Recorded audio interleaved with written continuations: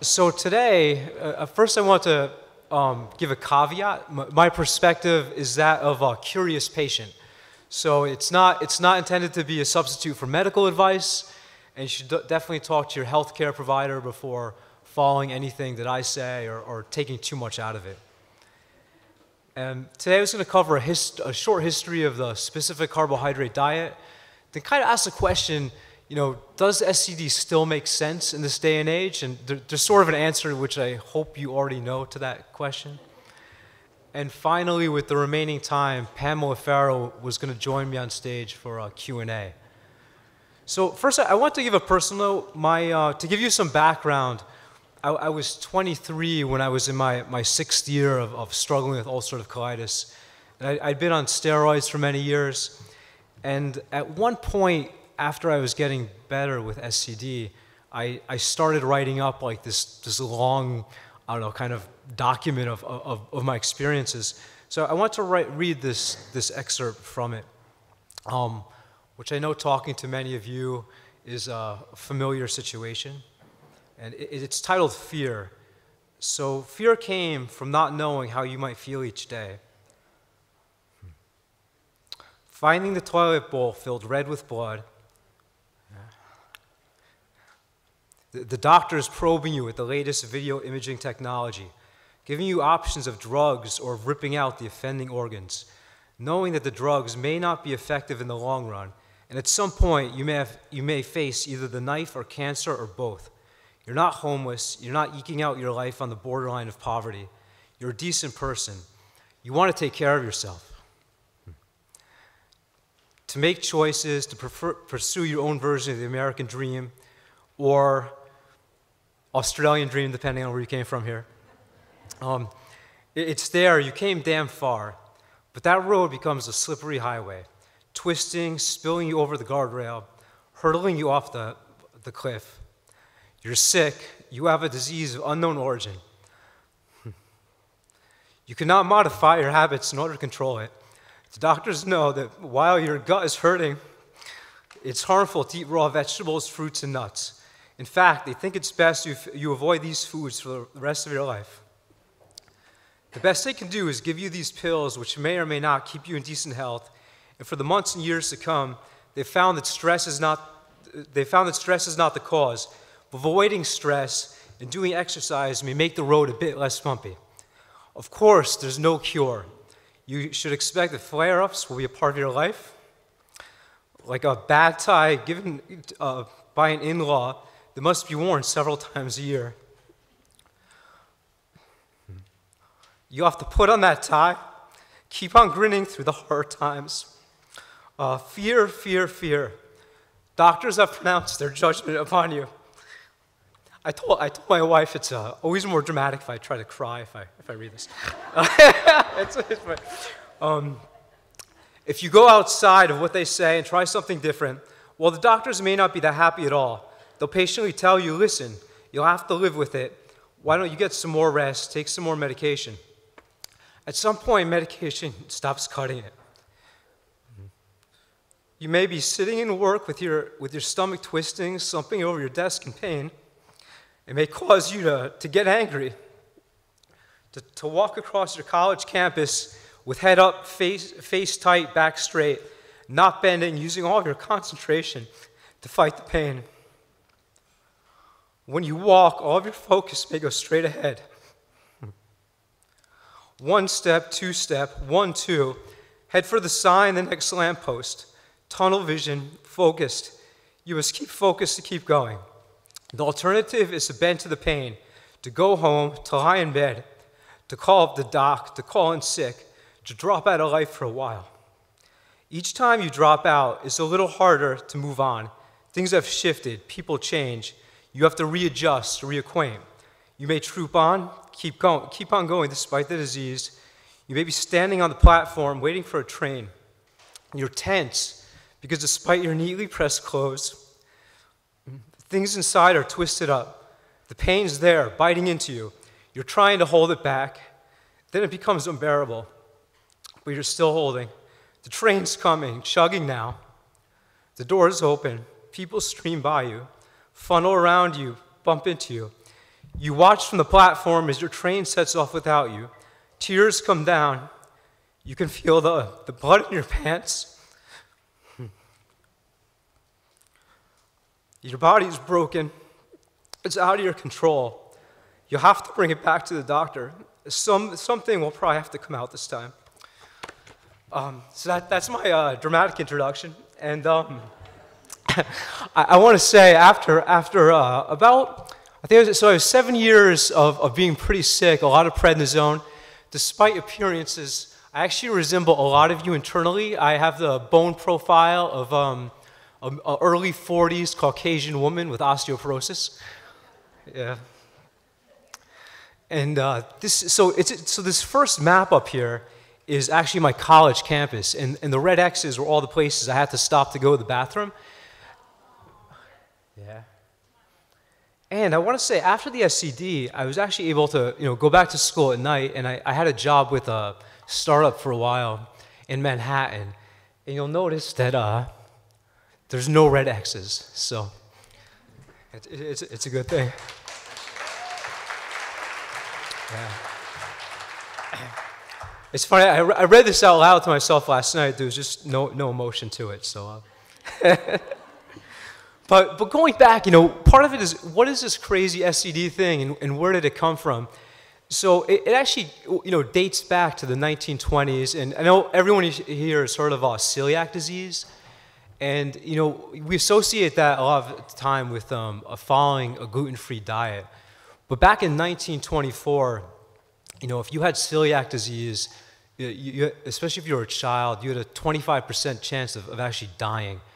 And these are photos from Dr. Haas's books. So patients were marked by bloated stomachs and wasted limbs.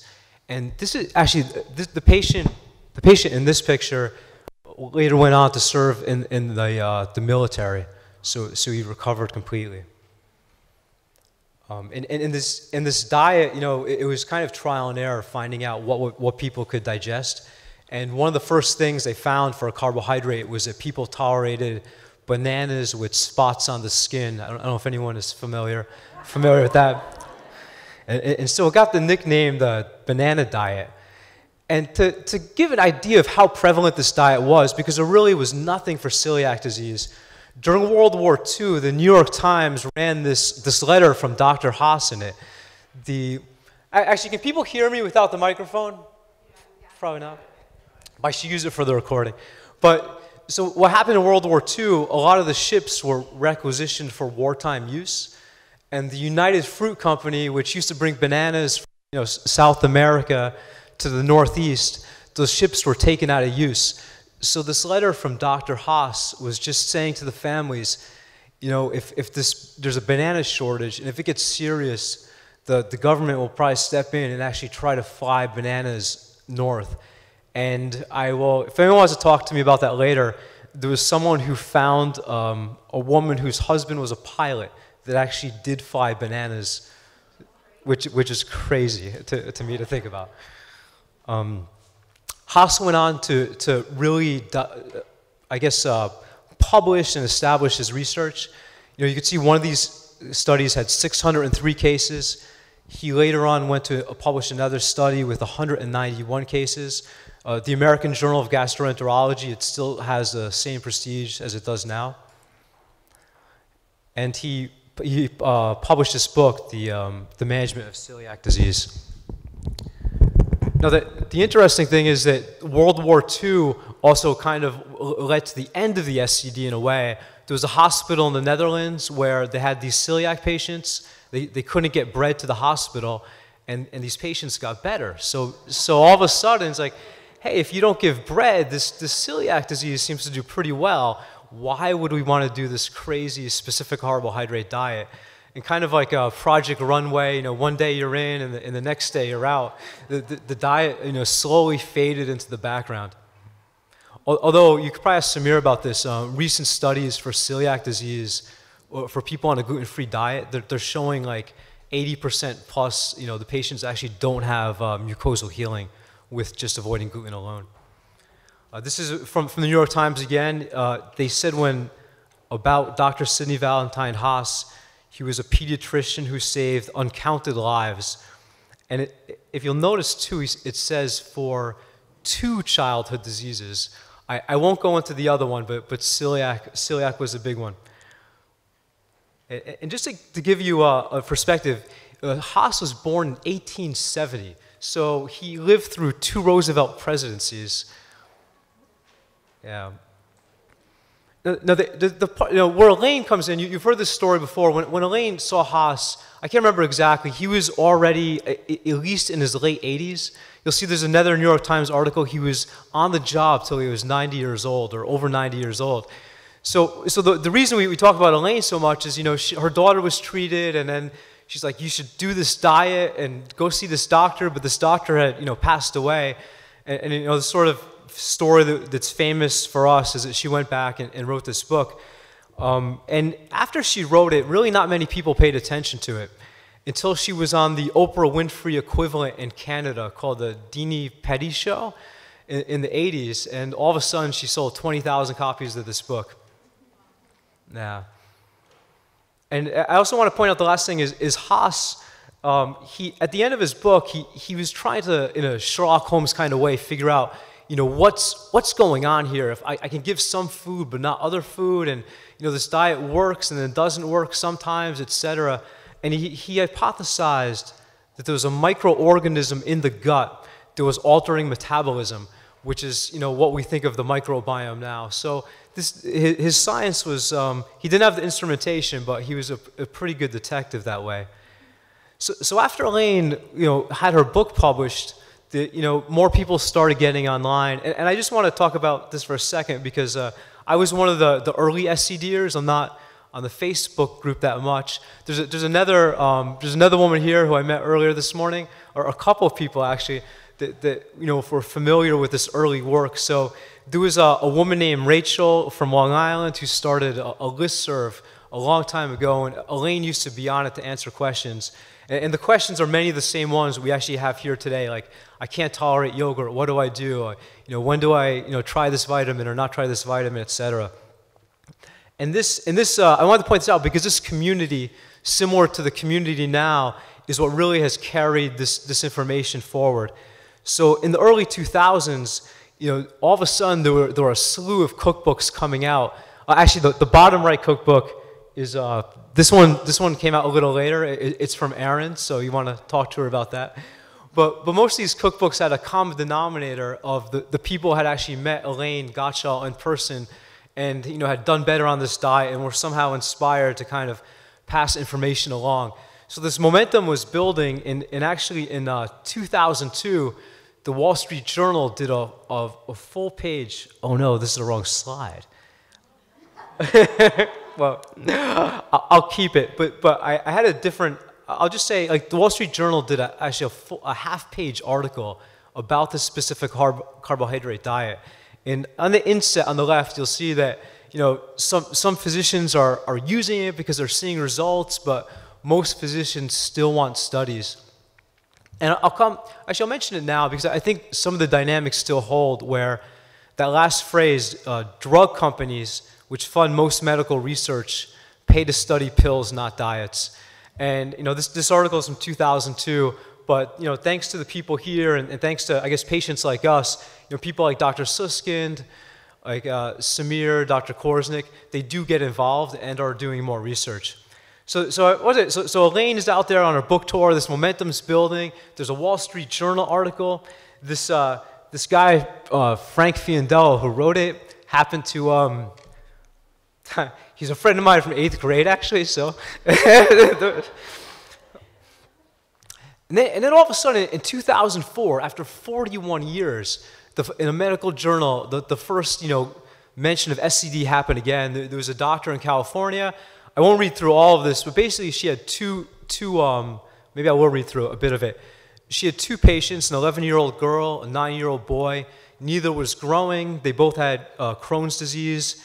And after a matter of months, they're actually able to go off their medication. Their blood normalized, their scopes normalized. And at the same time, I think in the same medical journal, there's also an article about, hey, this Remicade stuff is fantastic. We have to start doing that. And there's another article that came out the same year from people on that Long Island listserv. There was a pediatrician and a physician on that email list, and they published a case study, 2 case studies in Tennessee medicine, and did an early SCD survey. So here we are. You know, we went from Haas to Elaine, and Elaine is so important because she actually somehow carried this information forward for 30 to 40 years. I think it would have, you know, faded out of view. And the communities here. So the SCD now, microbiome research is taking off. I looked a lot, you know, over the last couple of weeks, and there are hundreds of articles on the microbiome, and there's a clear link between the IBD and the microbiome. There's 20 SCD journal articles, which I can give people this link again. If anyone wants any of the articles mentioned here, going back to the 1924 banana diet up to, you know, the recently published diets from Samir and Dr. Susskind, the PDFs, everything is there. So if you ever want to, you know, bring that information to your doctor, it's all available online. It's usually behind a paywall. And since I'm being filmed, I won't say that it's available. But one of the questions that still comes up is, you know, we have SCD, we've heard of GAPS, we've heard of paleo, ketogenic, and why isn't there more research on diet? And again, it kind of comes back to this fundamental problem of, you know, the money is really not there to study diet. So we do have to be the ones to talk to our physicians and kind of go forward and push them on this, because all the research is really showing that diet can change the microbiome. There was a study that showed that, you know, it starts changing within 24 hours. So, yeah. So, all right, so this is interesting. I was thinking about it because when I was diagnosed, the biologics weren't available. It was really, you know, prednisone, which is going to drive you crazy if you're on it for a while. And, you know, Haas, his bow tie might be coming back into fashion. His glasses might be coming back into fashion. But you know, does this really make sense? You know, in 2018, this isn't 1924. And so I want to do a quick review of things. You know, all these factors, you know, the increase in food additives, pesticides, industrial pollution. We mentioned autism. I don't have the slide here, but an article in the Lancet Medical Journal that was published a couple years ago said we've identified another 6 pervasive environmental chemicals that harm the developing brain and are responsible for the increase in ADHD and autism. And with these medical journal articles, I've you know, read a few of them now, and they never say is responsible for the cause. They usually say, you know, more studies are needed or may be responsible. So for an article to come out and say something like that is pretty well, scary, but also, you know, it's not your fault, right? We're using diet as a tool. We're using all these things as a tool, but there's so many things going on in the environment. And if you're diagnosed today, the prognosis isn't so much different as if you were diagnosed 20 years ago. Surgery rates are similar. They might be a little lower now with biologics. Again, I took this diet part from the CCFA. It has not been scientifically proven to prevent or control IBD. I may send that list of journal articles out to the Facebook group, and maybe we could all email the CCFA at once and say, actually, can you please change that sentence? Because I think, you know, the evidence is there now. I mentioned biologics too. I want to mention some of the side effects. You know, we don't hear as much about the side effects. On the bottom there, there was a study done in Belgium at this Crohn Center. So they took 900 consecutive patients who were given biological drugs, and they found that 29% of them developed skin lesions from the drug itself. So it can be a hard drug. And by skin lesions, that could be like, you know, ranging from eczema to psoriasis to other skin conditions. So so if you ever run into skin conditions with Crohn's and colitis, it's related to the disease. It can be related to medication. It's a little tough.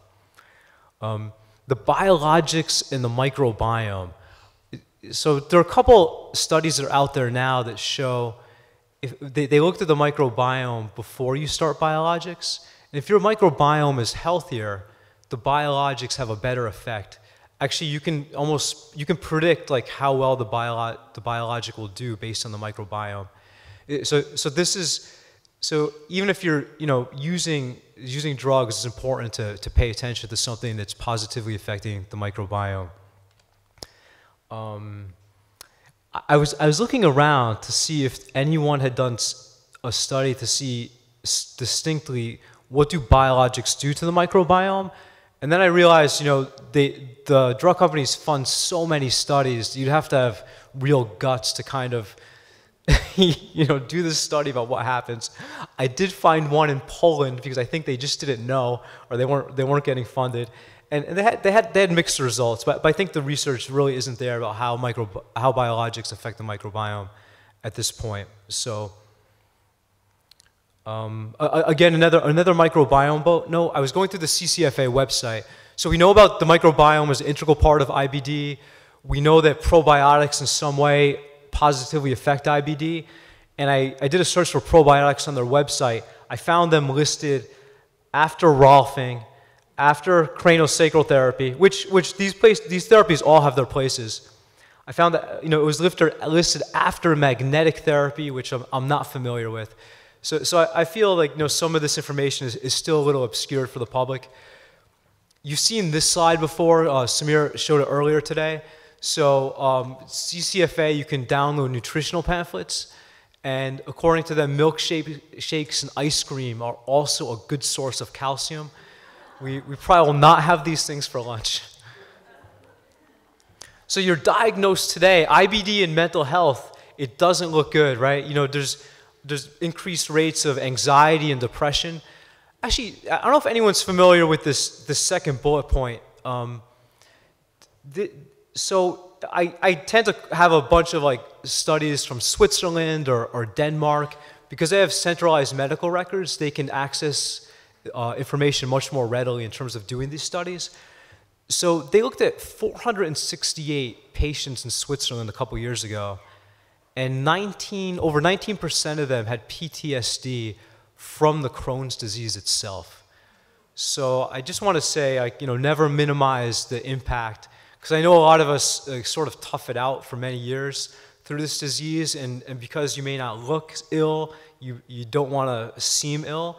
But in terms of PTSD, medical procedures and everything else, you can go to war, you can be a victim of many things, but don't minimize the effect of this too. And also there's a gut-brain microbiome access now, which shows that if you just have this disease, the changes in your gut will definitely affect your emotional state. I mean, just from the biological perspective. This cartoon is from someone who actually made a Crohn's cartoon, and that was him during the time. So, yeah. All right. So this is a study from this year, right? There's your emotional state affects your IBD activity, and vice versa.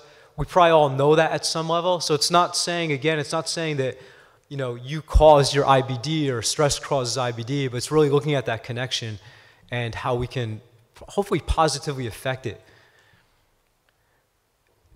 All right, I have two more depressing slides, and then we'll switch over. This is another study from Switzerland. They looked at almost 5,000 IBD patients. I think someone was asking this yesterday, on the side. I have Crohn's, but I also have these joint pains and muscle pains, and that's not uncommon. For these patients, they found at least one chronic condition in 78% of the people. And actually, a lot of people had three chronic conditions. There's a list, I can put out the study if you want, but most of them were joint pain, rheumatological conditions, things like GERD or reflux, and just pain in general. And then the best part about getting IBD is you can become disabled. So again, I looked at Norway and Netherlands studies, and I think they have better social support systems there. So maybe maybe the numbers are a bit higher. But look, in Norway, almost 20% of people they're disabled, meaning they're receiving a pension from the government. That's where they get these numbers. You see the Netherlands for Crohn's, it's very similar. For UC, it's a little less. I think this is a nice picture up here too. Not all disabilities look like this. So this is definitely a powerful group just to come out here. I think isolation is one of the main drawbacks of this disease in many cases. I mean, it shocked me to hear that Aaron had only met like 2 people before today. So, yeah. All right, so what do? You're sick, you're depressed, you're maybe disabled. And I also want to mention too, on an early slide, I didn't talk about it. I think when I was really sick once, I took an awl. Do you know what an awl is? It's kind of like a screwdriver with a pointy edge. And I was, super sick. I went to my dad's garage, and I held this thing up. I wasn't going to hurt myself. I was trying to make another notch in my belt because I had to make it tighter to go to work the next day. And this whole issue of gaining weight or losing weight, I think I have to get a bigger belt because of Duke's Bakery the last few days. So I'm glad this conference is ending today. But the positive part now, especially about SCD, so I kind of broke down these, I want to say top-down and bottom-up approaches. They're not strictly top-down and bottom-up. I think the ones on the left are more administered through your physician. We talked about EEN, which is the shakes, the exclusive enteral nutrition can make you better, medication, surgery. But the bottom-up approaches are so powerful. The SCD is having a direct effect on your microbiome. We heard from Kathy yesterday about supplements, how we can really affect these vitamin mineral levels, if we monitor them and if we keep them high, they can have a really positive effect. Stress reduction, huge effect. And community, big positive effect. So SCD in the microbiome, that's been covered.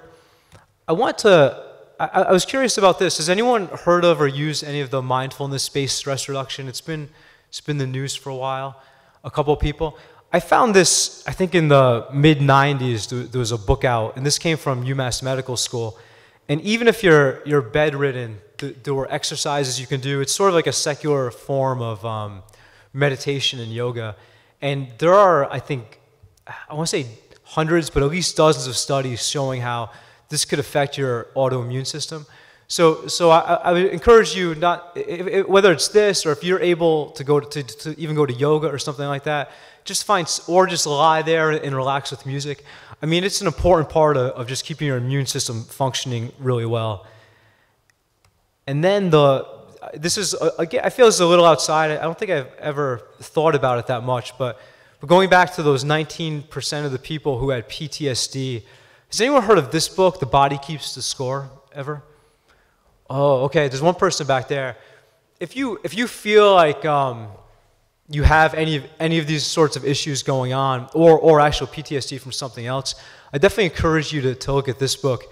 It's written by I think the first guy who gave Prozac in Boston, and he's dealt with PTSD from every war, the Catholic Church, medical conditions, etc. And after at the end of his career now, this is sort of the go-to book on trauma. All his therapies are sort of body-based and kind of going from the ground up, so without medication for the most part. So it's definitely like another tool you might want to take a look at. So just as a last message, work with where you are. You hear a lot of things. I've definitely gone through times where I was going to try to do everything at once, and by that, I'm going to do this in the morning and that in the morning and follow this diet. But just work with you are. Take things one at a time. Kind of just moderation is a good thing. Don't get isolated. Obviously, no one here is isolated because somehow they found their way to this conference. Don't be afraid to ask for help online or in person. And in terms of giving support, I've thought about this a lot too, because I've been I sort of go in and out. So when I was really sick, I just wanted to get better. I just didn't care about anyone else. Like I wasn't functional. Once I was better, then I was more active on email lists, etc. And I wanted to help out and give information. I've had periods where I've sort of withdrawn completely from that community. And withdrew in a positive way. I was doing other things with my life, like going back to school. But definitely, focus on yourself first. And if you feel like you're in a place where you want to reach out, like so many speakers here have today, then please do it, because there's plenty of people that need support, and it only helps everyone. So does the SCD still make sense? Yes, it does. Absolutely. I mean, we're having a direct effect on the microbiome. Maybe we're having a direct effect on something else which we don't even know about yet. And I also want to mention again that this is an idea that Elaine a phrase that Elaine used to mention often. We must never forget that what the patient takes beyond his power of digestion does harm. And Dr. Samuel McGee, I mean, he was teaching Haas, right? So this sort of, phrase has gone from 1888 all the way to 2018. And it's pretty powerful. So if you have questions about what you're eating and what effect it has, and you're not feeling good, then take a step back. Take a step back and evaluate it. I will not talk about Ava today since we're a little short on time, but just to give you a quick note, this was a child with autism, with reflux, nonverbal, etc. And after several months on the SCD, she actually was able to drop her reflux medication that she'd been on from I think almost from birth. It was like either age 2 months or 6 months to age 4. So the SCD has a positive effect. And this quote too, I think it's pretty apropos to the SCD. From a distance, one paradigm seems to succeed another in the blink of history's eye, but in their era, they surrender slowly, and lives are lived and lost in the interim. Thank you. Thanks a lot. Yeah.